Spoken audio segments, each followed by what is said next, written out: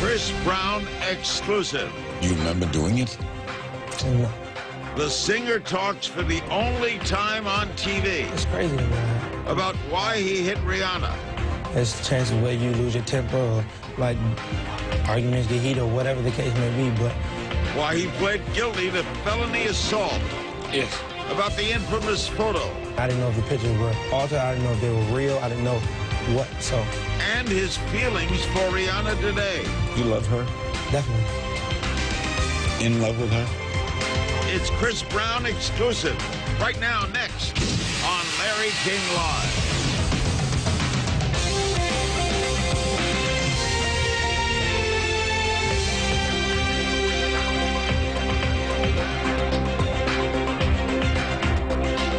Good evening.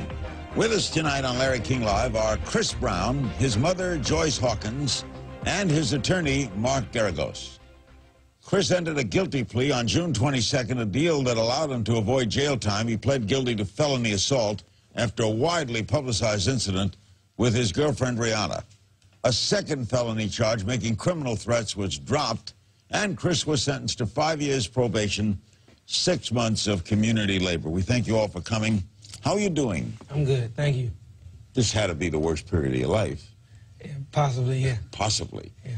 Are things calm for you now? Are you into it? I think it's more relief now that everything is kind of all said and done as far as, like, what I have to do and what's going on. I think it's no more media frenzy for them to kind of blow out of proportion anymore. So you're glad it's over? Yeah. What did you plead? Explain quickly, Mark, what he pled guilty to. Assault, basically, was what it is, a felony assault charge.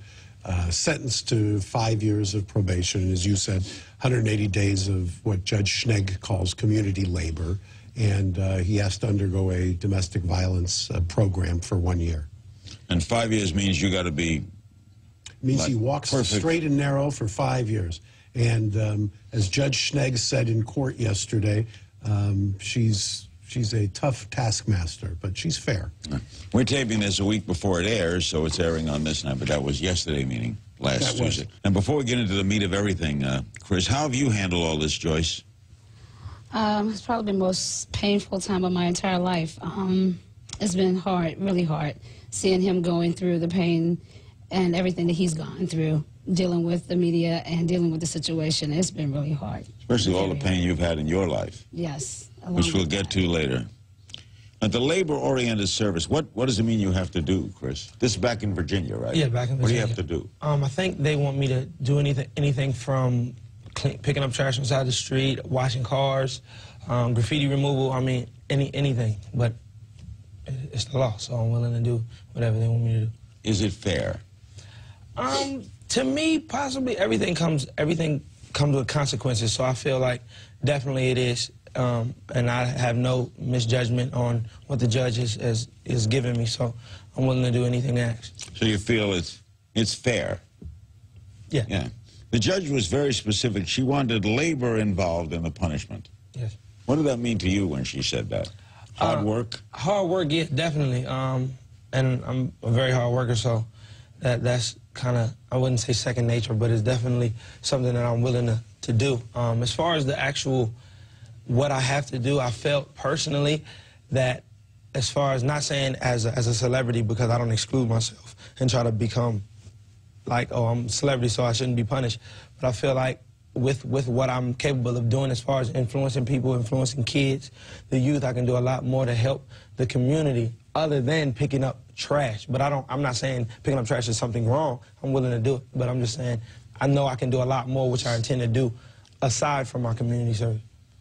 The sentencing judge, as I understand it, has not lifted a protective order the court imposed on you in connection with Rihanna. That means you can't be with her? No, I can't talk to her, can't communicate, nothing. You think that's fair?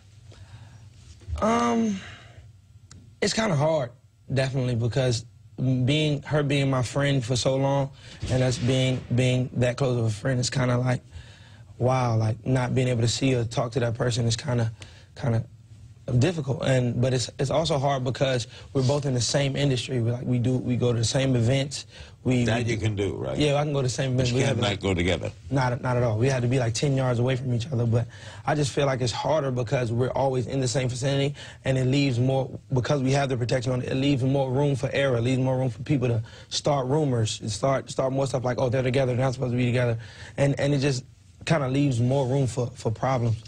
You have to be real careful, right, Mark? Yeah. Well, you're more than careful. I mean, there was a supposed incident in New York where the two of them, unbeknownst to each other, because they don't talk to each other, are rumored to be at the same hotel. So before we even verify it, I just tell them move. So, you know, it's almost, I've kiddingly joked, we almost have to put GPS chips into the two of them to figure out where the other one is at all times. How well do you know Rihanna, Joyce? I've known Rihanna for 4 or 5 years. And Like her? Like her, yes. When the incident happened, how did it hit you? Like I said, I was devastated. I was really upset about the situation. Really felt really bad about this whole situation. Were you shocked? Very shocked. Very shocked. We'll get into all of it. During the sentencing, the judge said she was not immune from the chatter on the airwaves about meetings between you and Rihanna. Yeah. And obviously it upset her, right? Yes. Do you understand that part? Yes, I understand that totally. Of course, like the media, like not saying this media, but the media as far as like the immature media. Immature. The immature media. I feel like it's high school sometimes, how people just pride themselves on personal business. But like I feel like they spun a lot of the stuff out of control as far as with the judge, with a lot of things, because everybody reads the newspapers, everybody reads the blogs, everybody reads stuff like that. So it's easily influenced when there's something that's already stated like it happened. But what happened, happened. Yes. And you were involved in what happened, yes. So you have to accept the consequences. Yeah, definitely. You know, the difference in this case, and I've been through a number of cases where there was media attention, the difference in this case is the aftermath of the incident, where there was repeatedly just false stuff that would be printed. And major newspapers would put out things, they spent the weekend together here, or they spent the weekend together there, which was just false. They weren't even, at one point they said the two of them had spent the night together in one location. She wasn't even in the country. Simply put, when was the last time you had contact with her? It's been a couple months, because I think that's when the actual stay-away order was in effect. So from there, we haven't had contact at all. You love her? Definitely.